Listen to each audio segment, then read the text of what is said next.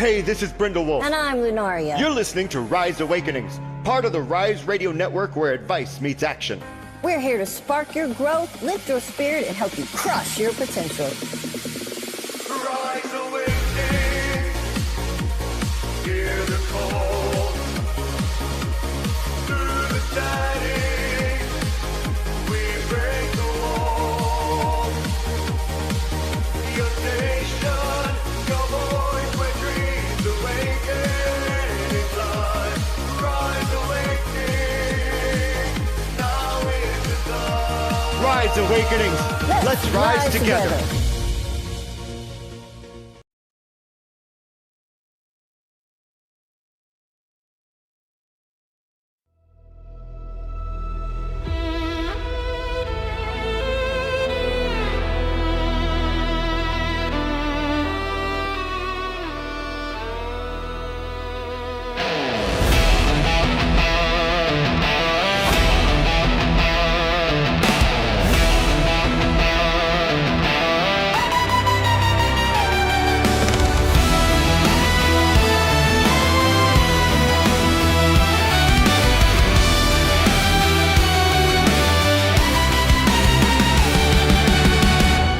Laid bare shadows collide,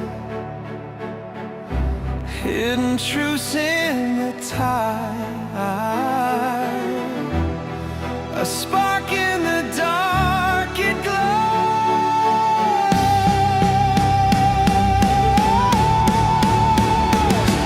Illuminate, illuminate, through the fog the stars awake.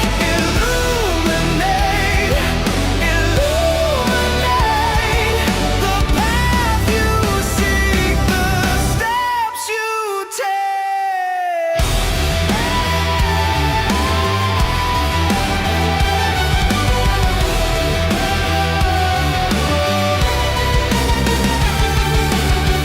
Thunder rolls, whispers rise,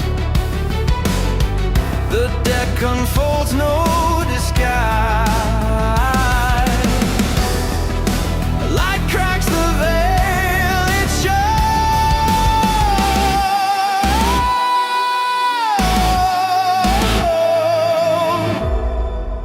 what's unseen now inside. What's unseen now inside. What's unknown now ignite.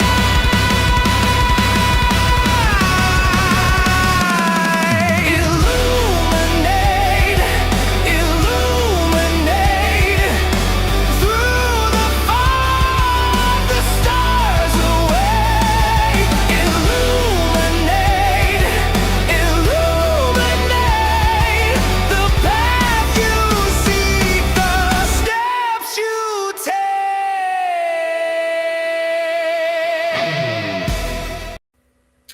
Good morning, everyone. Happy Friday. I'm so glad y'all are here. Just in case this is your first time here, I am Carrie, also known on the radio station as Lunaria, and this is Illuminate. And what we do here is we do a full Celtic cross reading, go into a little depth with the trauma aspects of the cards, as well as their typical meaning, what they mean in reverse, what the symbols stand for. And once we finish that, we will go into a homework card for the week that we go into even more depth into. And at the end of the show, we will, for anyone in the live audience that would like to have a shadow work card pulled for them for the week, we will do that as well. Don't forget, when it comes to tarot readings, not everything will always resonate with you. If it doesn't, just leave it for who it does belong to. And if it does resonate, perhaps you can learn something from it. Anyway, without further ado, we will get started with our reading for the week. All right. Hold on a second. I need to get to the top. All right. So this is not a gentle reading this week. Illuminate. My faith in the end of this week being better than the start. Let's hope so.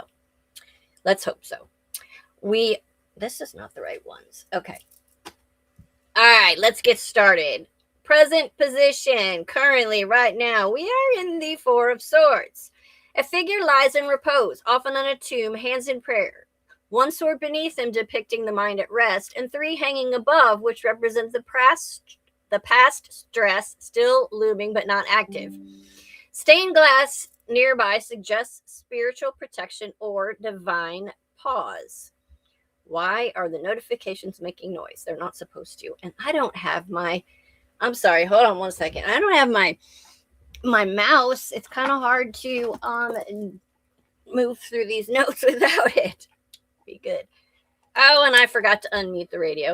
I'm not having the greatest morning, by the way, just so you know. I am not in the greatest mood. Yes, we get in shitty moods too, so it happens sometimes, and today happens to be one of those for me, so I apologize if I'm a little bit out of sorts. All right, so back to the Four of Swords. This appears in the present position because you are forced or chosen pause. This isn't laziness, this is integration. Your system is saying we are not moving forward until we process what just happened.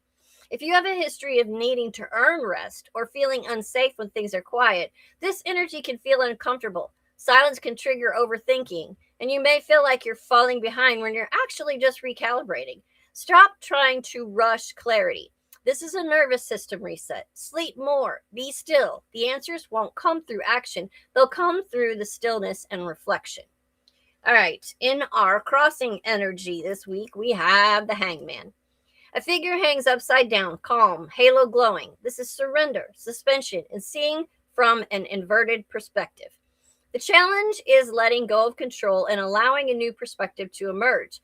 You can't figure your way out of this. You have to release your grip on how you think things should go.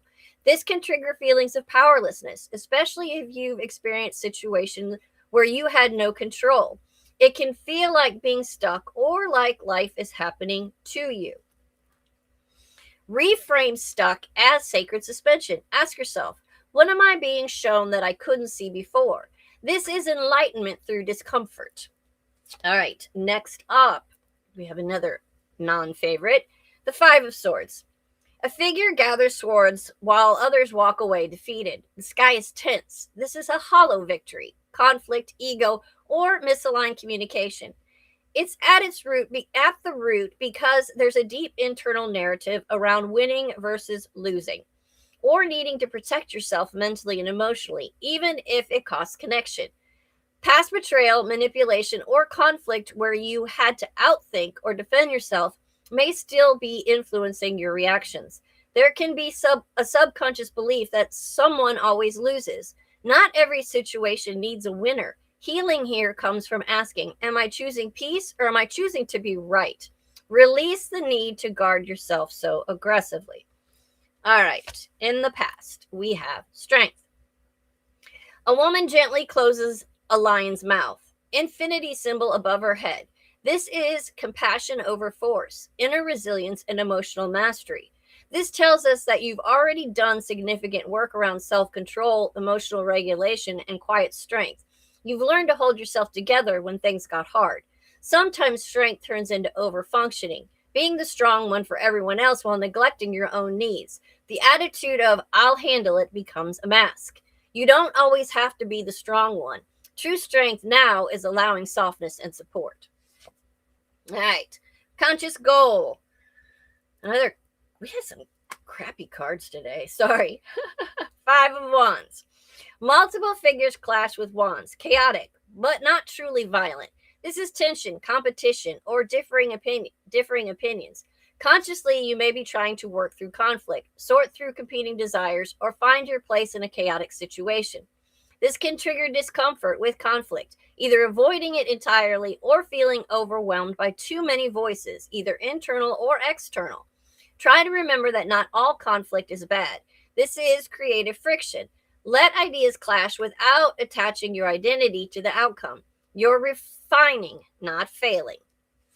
All right, in the near future, we have the World.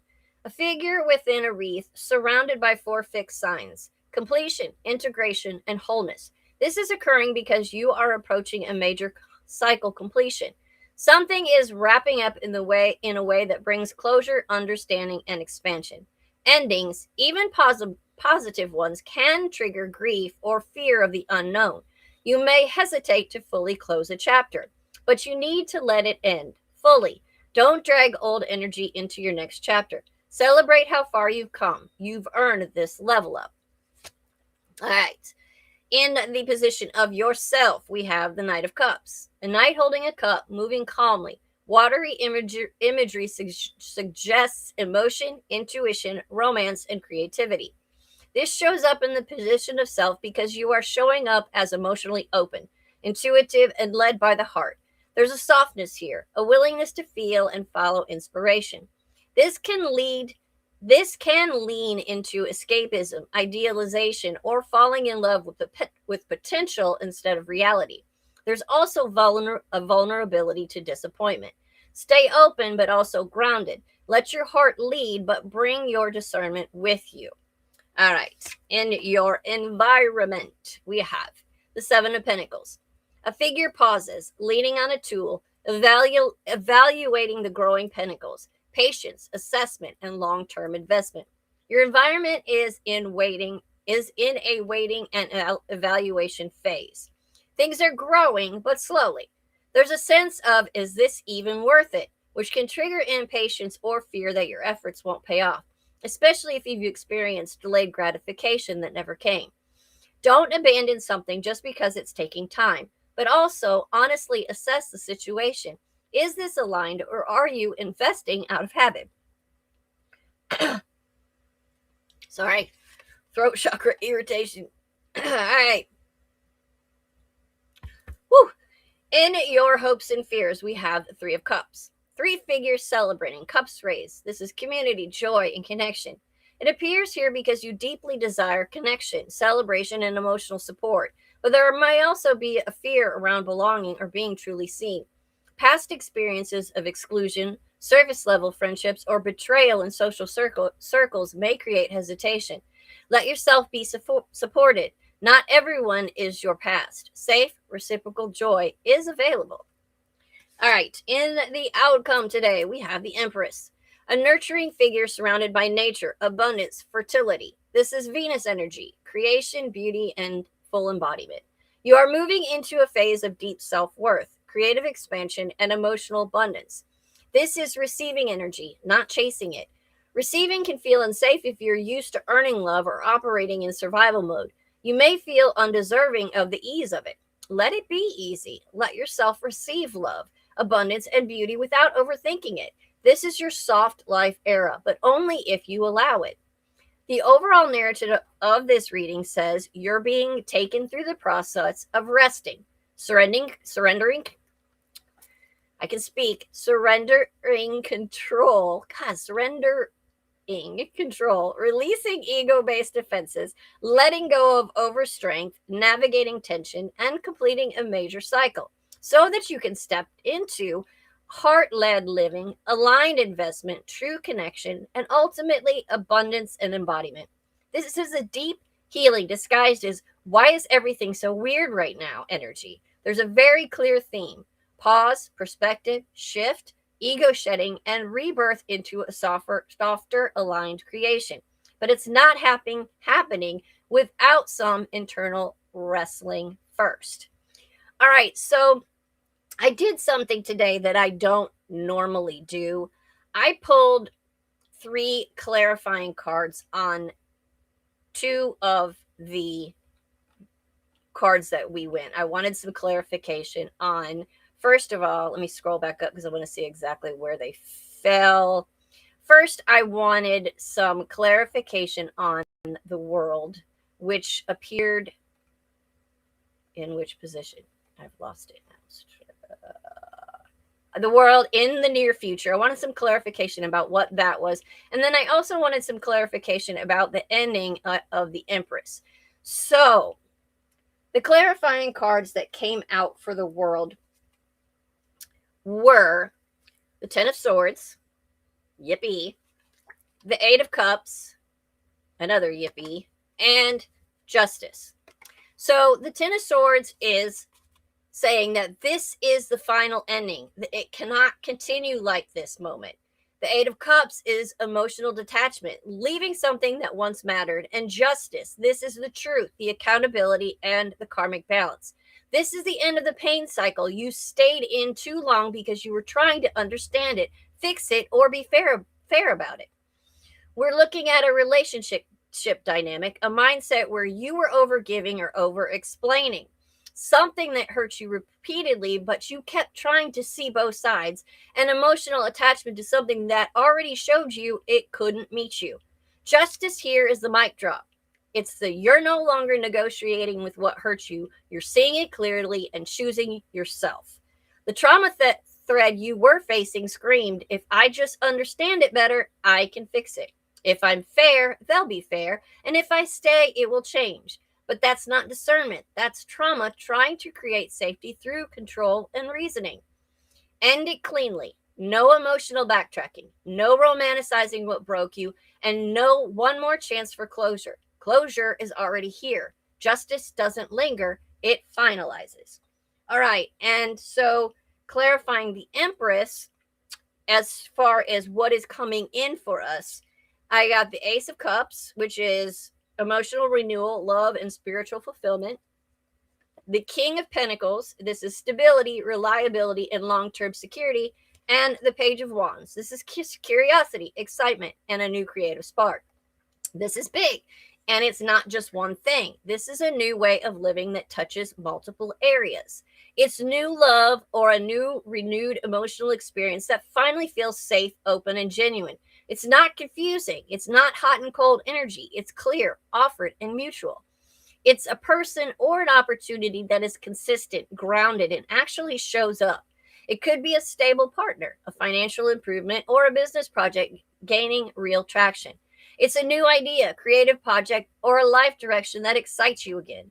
Curiosity finally returns, motivation returns, and you feel alive again. Your old pattern included overthinking love, earning stability, or staying in confusion. But your new pattern is receiving love, being supported, and following joy without fear. You don't chase this anymore, you allow it. But here's the catch. Don't mistrust it just because it's easy. Don't self-sabotage because it's unfamiliar. And don't downplay it because it's not chaotic. Healthy can feel strange at first until your nervous system realizes it's safe. You are closing out a chapter where you tolerated emotional confusion, you tried to outthink your pain, and you carried more than your share. And you are now stepping into a chapter where love is offered, not extracted. Stability is present, but not promised. Joy is felt, not chased. The real shift, you're no longer trying to decode whether something is right for you. You're going to feel it immediately. All right. I hope that those clarifiers kind of helped. I kind of needed them for my own clarity, so I threw that in there. All right. Bubble Kitten says, this morning was that moment where I woke up and felt happy. Scared the crap out of me. I understand that. I woke up in a shitty mood this morning. I understand that too. But anyway, that's a good sign, and I'm glad to hear that, Bubble Kittens. You deserve it. You've gone through enough. It is time for that to start happening for all of us. All right, so our homework card, and I'm not sure. I don't know why. I feel like we've had this one already, and it feels like it was not that long ago. You guys will let me know. But if so, then it just means for whatever reason we're not listening and we need to hear it again. But the homework card for this week is death. This card gets misunderstood constantly because readers tend to soften it. And I'm not going to do that for you. Death is a sacred ending, ego shedding, identity molting, and irreversible transformation. Death is the alchemist of endings. It's not destruction for chaos, but removal of what cannot continue with you into your new evolution. This is Phoenix energy, snake shedding skin, autumn stripping trees bare, and the moment after you realize I can't go back to who I once was. The skeletal knight in black armor rides a white horse. There's a black flag with a white rose. Bodies of all classes lie before him, a king, a child, and a priest. In the background, a rising sun comes up between two towers. We're going to break that imagery down a little bit piece by piece so that we can understand what it means. The skeleton represents what is permanent and unavoidable. It strips away identity, status, and ego, and it says what is real will remain, what is false will fall. This is truth at its most bare. The black armor says death is invulnerable. You cannot bargain, charm, or logic your way out of this transformation. This is where control dies and the universe is now in charge. The white horse represents purity of purpose. This change is divinely aligned, even if it feels brutal. It's not happening to you, it's happening for you and your evolution. The black flag and the white rose, the black symbolizes endings, void, and the unknown, where the white rose represents purity, rebirth, and new beginnings. With death, the ending and beginning are the same event. The fallen figures represent that death comes for power in the king, innocence in the child, and belief systems in the clergy. Nothing is exempt. Not your roles, not your identity, and not your narratives. The rising sun between the towers is the same. It's the same two towers from the moon card. You're moving out of that illusion in the moon card and into truth. After death comes clarity, but only after release. Death hits hardest when your identity has been built around survival roles, people pleasing, and control. Who you had to be loved or safe. The psychology of the death card says that it collapses outdated self-concepts, forces grief of who you thought you were, and removes coping mechanisms that no longer serve. This can feel like emptiness, disorientation, or the feeling that I don't recognize myself anymore. That's not a breakdown. That's identity deconstruction. When resisted, though, death becomes dragging out endings that are already over, clinging to relationships, roles, or identities long past their expiration, deep fears of the unknown, or emotional paralysis. And I know it's over, but I just can't let go. Or the opposite extreme, burning everything down impulsively and self-sabotage to force change instead of allowing it. Shadow death is control in disguise. Death is a grief card, not just for people, but for versions of you, timelines that didn't happen, expectations you had, and love that didn't evolve. And here's the truth most people skip. You can know something is right to end and still grieve it deeply. Grief is not misalignment. Grief is honoring what was real about it. Death doesn't just flip a switch. It moves in phases. First phase, recognition. This isn't working anymore. The second phase is resistance. But maybe if I try harder. The third is severance. Something shifts internally or externally and the ties break. The fourth is void. The in-between. No identity and no old identity and no new one yet. And fifth is rebirth. A new self begins forming organically, not forced. The warning here, most people panic in the void stage, and try to resurrect the past. I'm going to repeat that. Most people panic in that void stage where your old self is gone and your new self has not completely formed yet, and you will try to resurrect the past because you feel so empty. Spiritually, death is an initiation. You are being stripped of illusion, reintroduced to truth, and aligned with your actual path, not your conditioned one. This is where karmic cycles end. Contracts dissolve. Soul growth accelerates. You don't meet death unless you're ready for real evolution. In love, it can be the end of a relationship or an end of the dynamic within that relationship. It's shedding attachment patterns, and it's no more almost and no more confusion cycles. This is letting go with clarity and self-respect. The shadow can be staying in something dead out of fear or trying to revive something that is already completed. In career or life path, this is an identity shift. Who you thought you were versus who you are becoming. And this is leaving something stable but misaligned. This can look like, why doesn't this fulfill me anymore? And sudden clarity that you've outgrown a particular path. What death is not. This is not a literal physical death prediction. It's not punishment, and it's not random chaos. It is precision removal. All right, this is the key. Stop negotiating with what is already over. Let it fall without trying to control the timeline. Allow grief without turning it into regression, and don't rush the rebirth phase. Ask yourself, what am I afraid will happen if I fully let this go? Who am I without this? And that second question, that's the doorway. The light at the end of this, because yes, there is a light at the end of this. Death always makes space for something more aligned, more truthful, more sustainable.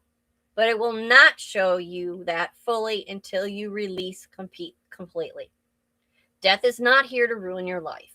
It's here to end the version of your life that requires overexertion, keeps you in cycles, and no longer reflects who you are becoming. This is the moment where you stop surviving your life and start transforming it. I'm a meanie now. I don't want to be a meanie, and I'm sorry, because that reading hurt me as much as it hurt you guys.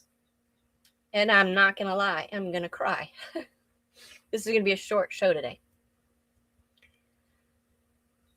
I don't want it to end.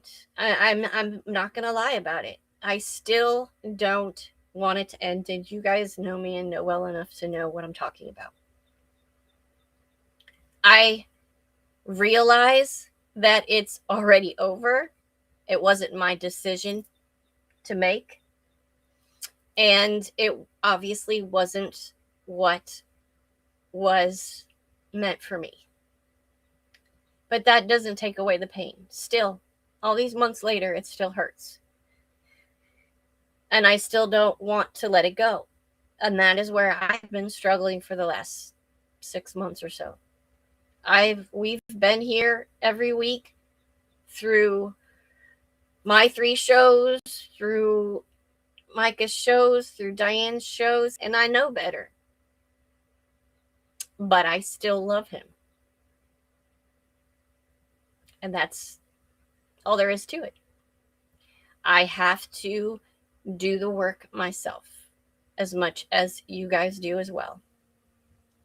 I know that it might not be right, and I know it might not be what's right for me, but I do still have love for him. And because of my empathetic nature, I also still feel for the things that I know created pain for him. And I'm not quite at the place where I'm ready to let go.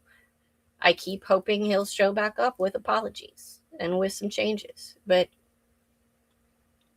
it's not happening.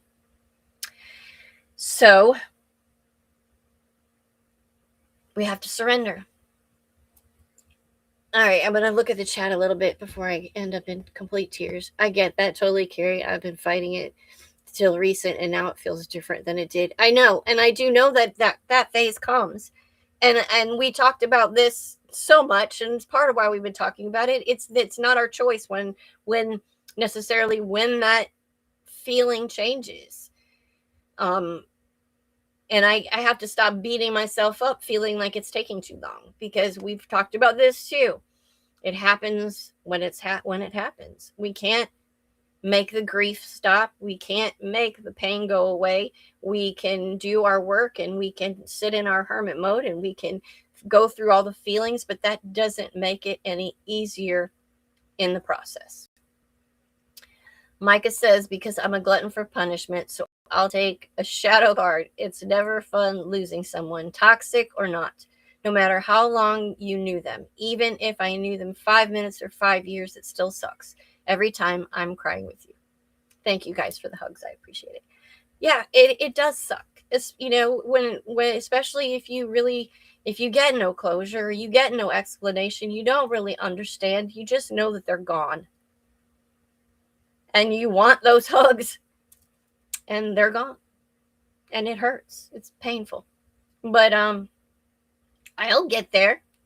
I've been through similar situations before. I don't recall them ever being quite this painful, to be honest with you, but I'll get there. Yes, I'm in that void, and that's exactly what I was talking about with the void situation. You're in that void of the in between where you know that it was probably the best thing that it ended, but that version of you's now gone, and now you're sitting here going, well, now what do I do? Now where do I go? I don't want somebody new. I still want to be with him. I'm not going to go out and date when I'm not healed. So AKA says, I'm slowly starting to appreciate my time alone, but it's been a struggle. I hate loneliness, and the void and loneliness sucks. It does. It does. You know, you see them go on with their life and keep going like nothing ever happened, and you're sitting there for months on end just in tears. And yes, Michael, it takes as long as it takes. You can't help it, especially when there's no reason at all that you feel. But God or the universe has stepped in and decided this is what's going to happen. And it takes as long as it takes. I know. Michael says, I will obsess over it days, weeks, months, trying to figure out why. And it takes a while to go away, asking and trying to figure out why. That's part of the problem, though, is that we're trying to figure out why. And there may not be a reason that we're ever going to understand. And that's the part that's most hurtful. The figuring out why, because you can't figure out why. You can know that you had a part in why it ended, but especially if you weren't expecting it and it just happened all of a sudden and there's no closure, and that leaves you're right, it leaves a deep pain and a deep scar, and it leaves a stain on your heart and your spirit that doesn't go away, at least especially not quickly. Anyway, so let's get out of this because I've had enough, and let's move into our shadow cards for the week. Michael already said he wanted one. I'm going to bubble kid, and says, my situation is different than yours, but I found out yesterday that when I come across emails where he sent dirty pics and explicit emails, that it made me turn green. And that's a good sign. That's a good sign. And Michael says, but like you said, sometimes you can't. I'm getting better and not letting it get me stuck. You got this. Yeah, I know I got this. AKA says, it's 20 years later and I'm still affected by my ex-husband's hurts. Yeah.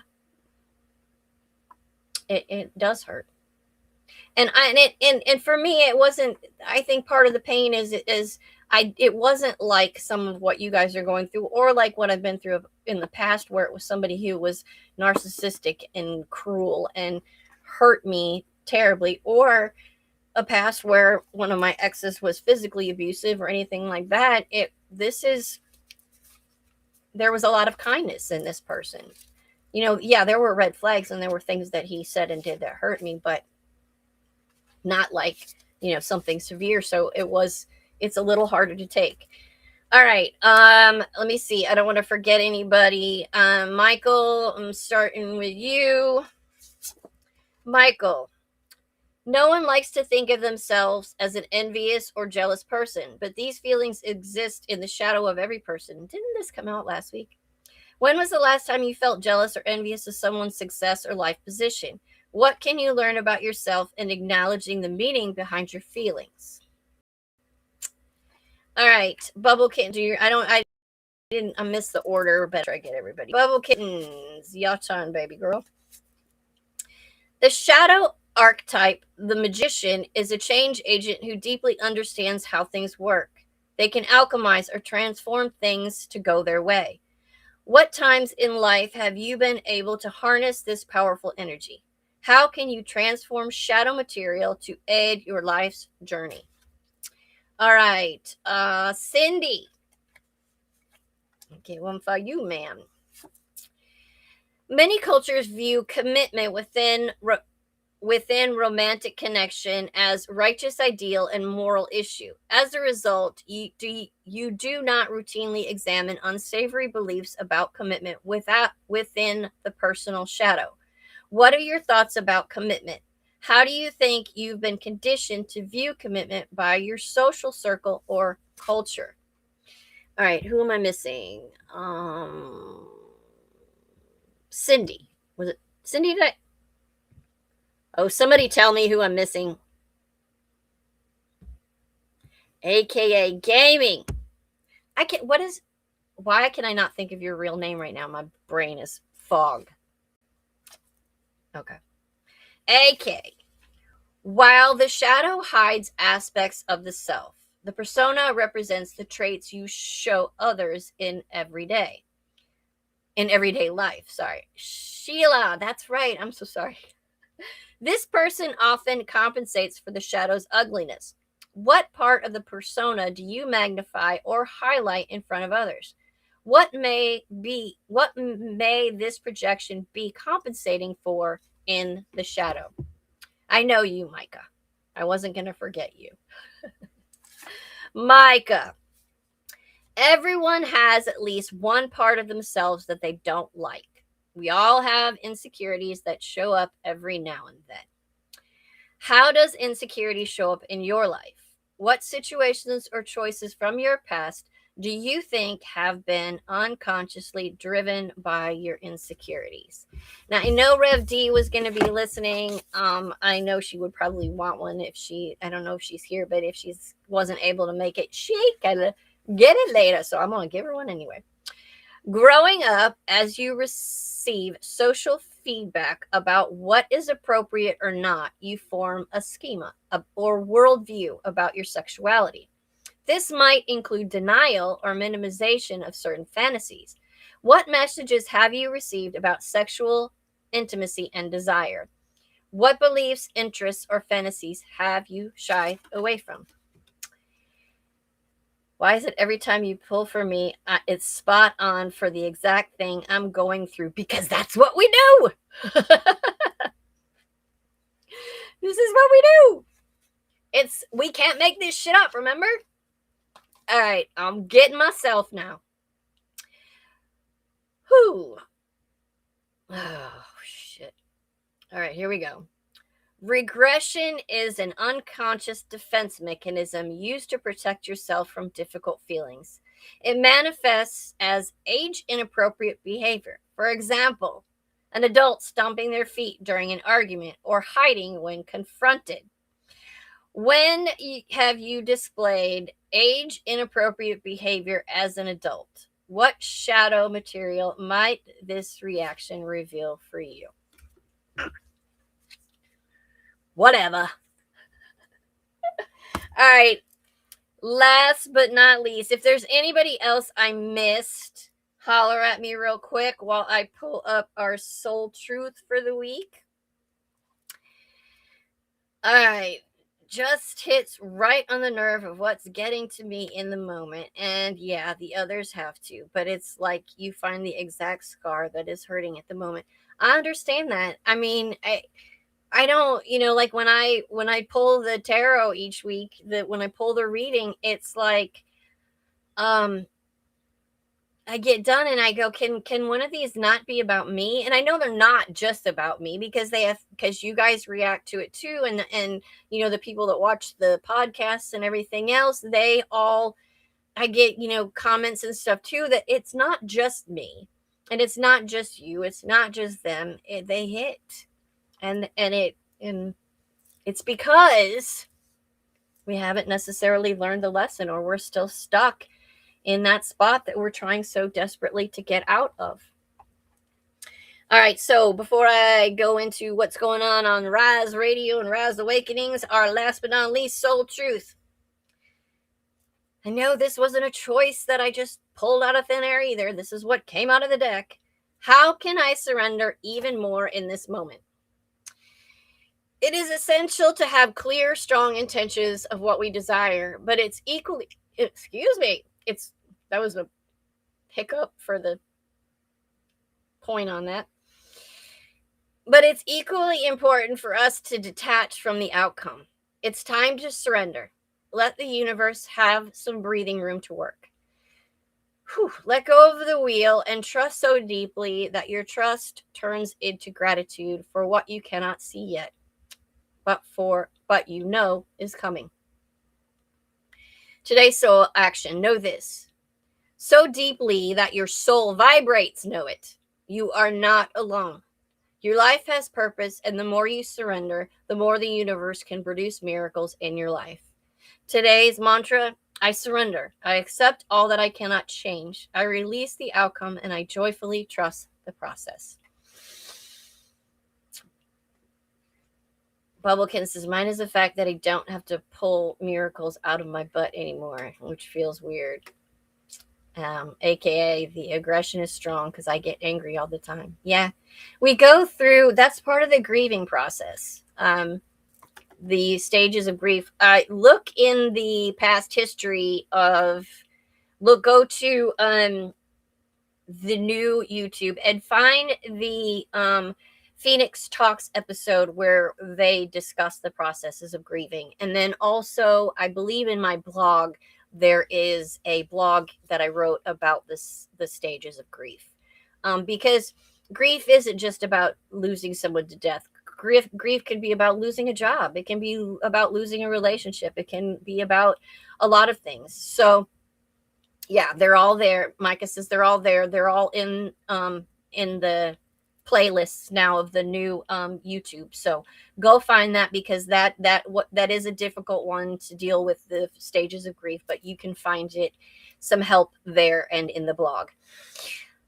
All right, so Kicked at Darkness, Jamie is on Voices on the Rise tonight, 6 p.m. on Rise Radio Network. We found out, I want to say April 15th is the day that Unplug, that week is when Unplug and Rock Rewind comes back. We're all looking forward to that. 5th. I'm sorry, I was off. All right. So the 5th Unplug will be back, which means the 7th, I believe, then. Yes. Rock Rewind will be back. So we're all looking forward to that. Tune in tonight for for Voices on the Rise with Hathery. Kicked at Darkness. Jamie is so much fun. You'll have a great time. So hope to see you there. On Awakenings Radio, Monday will be The Bloom with Rev D at 11. Mike and I will be back Monday night at 6 p.m. for The Messengers. Micah will be back Tuesday at noon for Brindle's Vision. Wednesday, 6 p.m. will be Phoenix Talks. Thursday morning, 11 a.m. will be The Core. And then next Friday, I'll be right back here at 11 a.m. Thank you for the hug, Cindy. I love you. I appreciate you. 6 p.m. I believe is the time for the show tonight. I believe Voices on the Ride is on at 6 p.m. So I love you guys so much. Thank you for being here with me. Know that while we may be here to try to help you through things, you guys help us just as much. Just you being here and listening and talking with me and everything, it's helpful to me too, to know that I have you guys in my corner, and you guys know that we're always in yours, because we love you so much. Yeah, that would be, if it's Mountain Time, it would be 2 hours earlier. So 4 o'clock, I think, something like that. Okay, Micah just put up the links to Embers in the chat. Also, the QR code. I have to figure out how to work this stuff. Let me see if I can find it. Here it is. There it is, up there in the corner. I'm sitting here pointing with my mouse, like you guys can see my mouse, but up here in the corner is the Embers of Light. Anyway, all right, you guys, I love you so much. Have a great weekend. Thank you, Bubble Kittens. I know you're always here for me, and I appreciate you. Love you guys so much. I'll see you guys next week, or I'll see you on Monday. Have a fantastic weekend, and enjoy. Love yourselves, as Micah always says, because you know we love you too. All right. What's unseen now inside? What's unknown now ignite?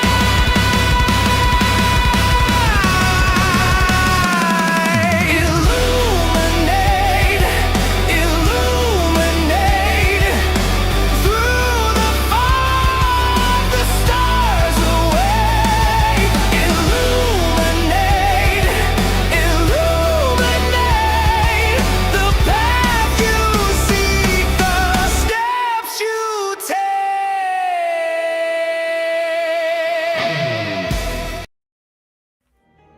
Hey, this is Brindle Wolf. And I'm Lunaria. You're listening to Rise Awakenings, part of the Rise Radio Network where advice meets action. We're here to spark your growth, lift your spirit, and help you crush your potential. Rise awakening, hear the call. Through the static, we break the wall. Your nation, your voice, where dreams awaken in life. Rise awakening, now is the dawn. Rise Awakenings. Let's rise together.